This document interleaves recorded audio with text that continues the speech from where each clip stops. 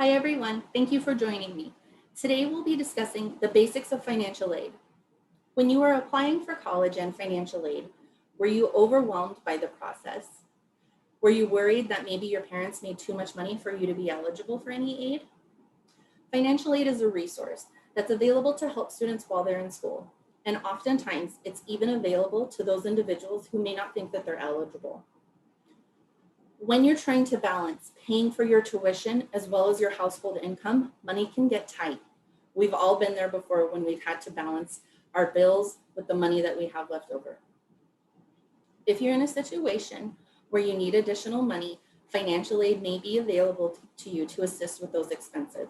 Financial aid can pay for things like your living expenses, so that would be things like your rent, your utilities, food, and even transportation.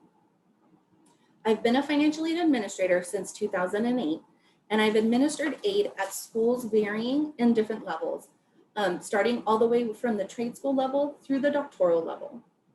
Today, I will simplify the financial aid process for you. We will review the application process, explain the differences in aid that are available, and also review what you can expect after school. First, we will discuss the application process. The application starts with the FAFSA, or the Free Application for Federal Student Aid.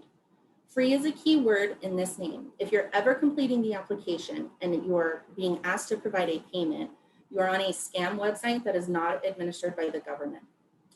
To complete the FAFSA, there are a few items that you'll need to do before starting. One of those items is going to studentaid.gov to create an FSA ID. Your FSA ID is going to serve as your electronic signature as well as your login information when completing the FAFSA application. As you can see, I have a few more arrows going to this website.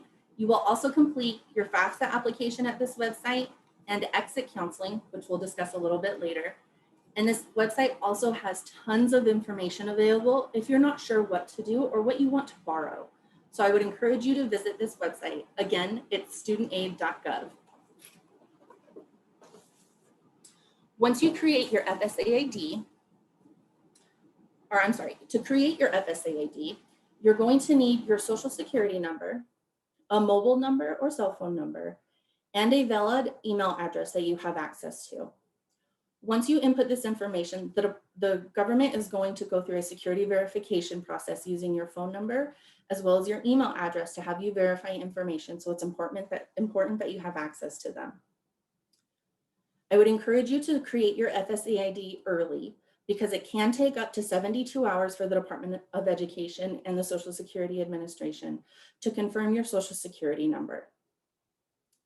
If you're under the age of 24, your parents' information may also be needed, which would require them to also complete and create an FSA ID. The next step that you'll want to take is gathering your financial information. For your financial information, if you've had employment, you will need to collect your W-2 and your tax return.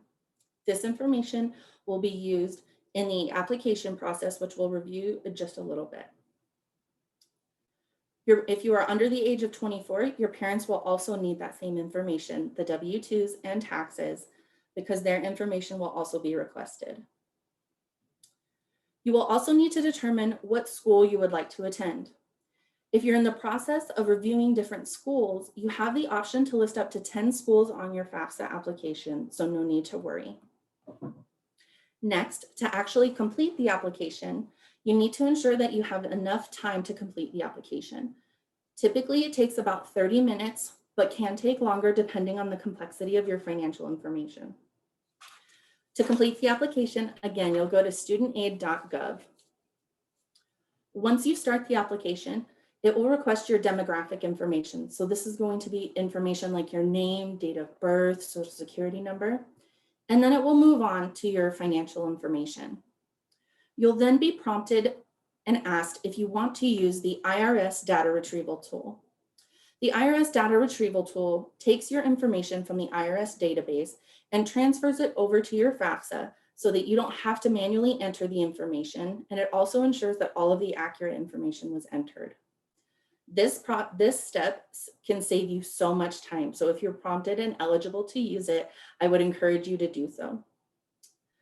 The tax information that we had mentioned earlier, as far as your tax return, it's important to have that with you when you're completing information about the IRS data retrieval tool, because it will ask you what address was listed on your tax return.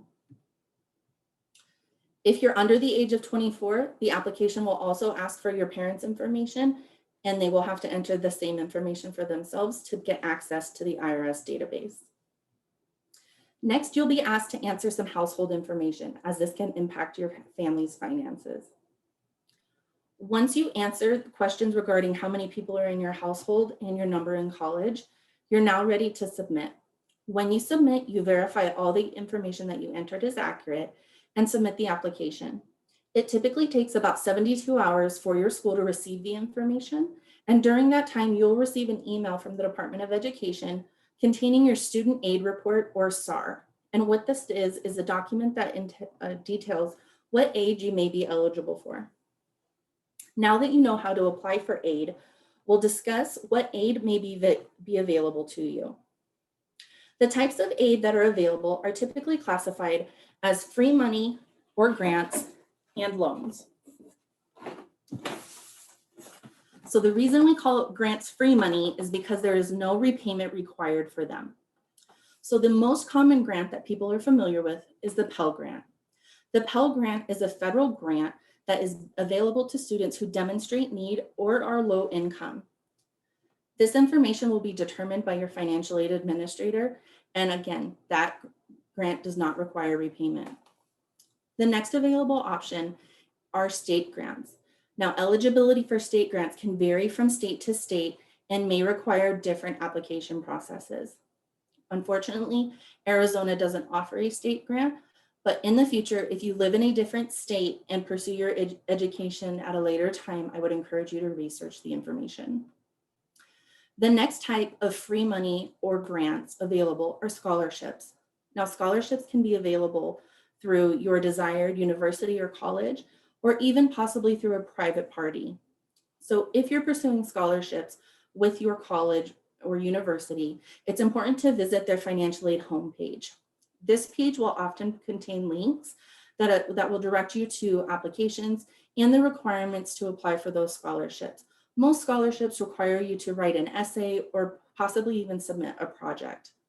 With all of these grants, there is a requirement to maintain satisfactory academic progress. So it's important while you're in school that you do well.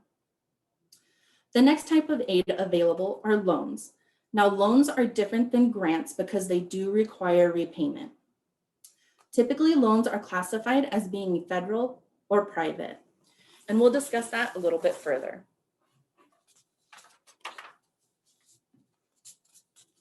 With federal loans, eligibility is determined for that when you complete your FAFSA. Federal loans are the most common types of loans used because they are the most reliable. They have fixed interest rates that are typically lower than those of private loans. And they also offer special subsidized loans that don't accrue interest while you're in school for students who are of low income. Requirements for the loan is to complete the FAFSA application, a master promissory note, which is a document you sign promising to repay the loan, and entrance counseling, which is a tutorial on the terms of your loan.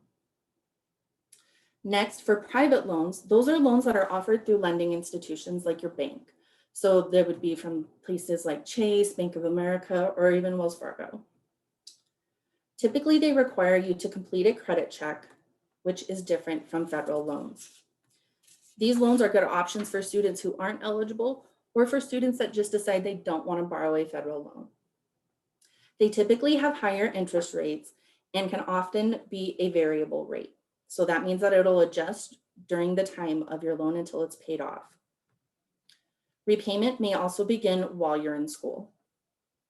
Now that you've learned about the different types of aid that are available to you, let's discuss what you can expect after school.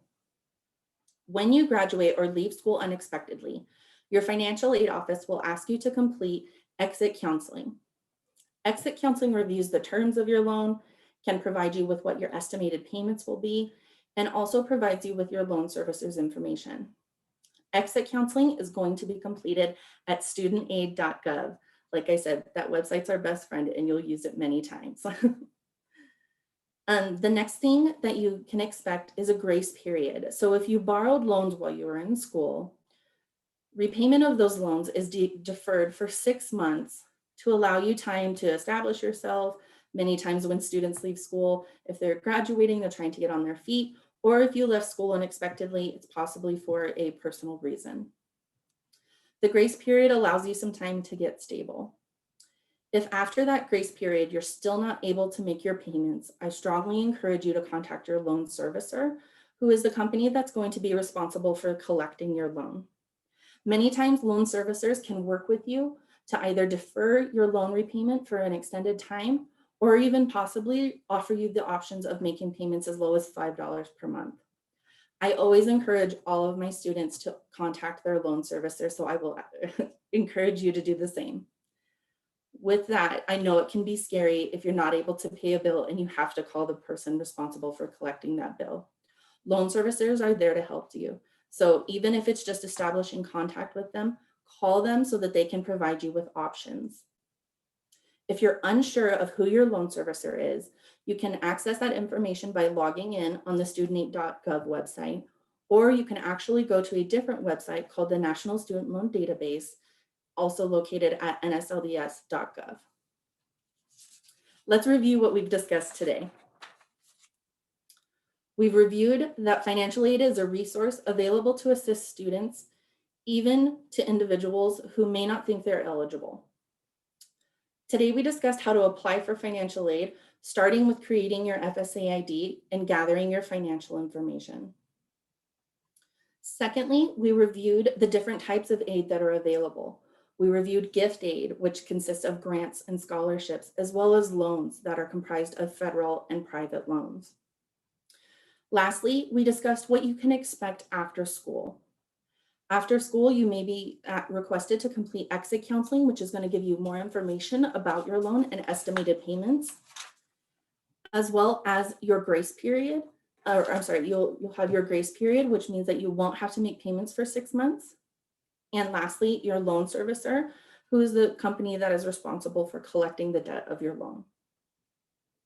I hope that the information that I've provided helped simplify the process a little bit for you. Thank you for your time, and I will see you all in class.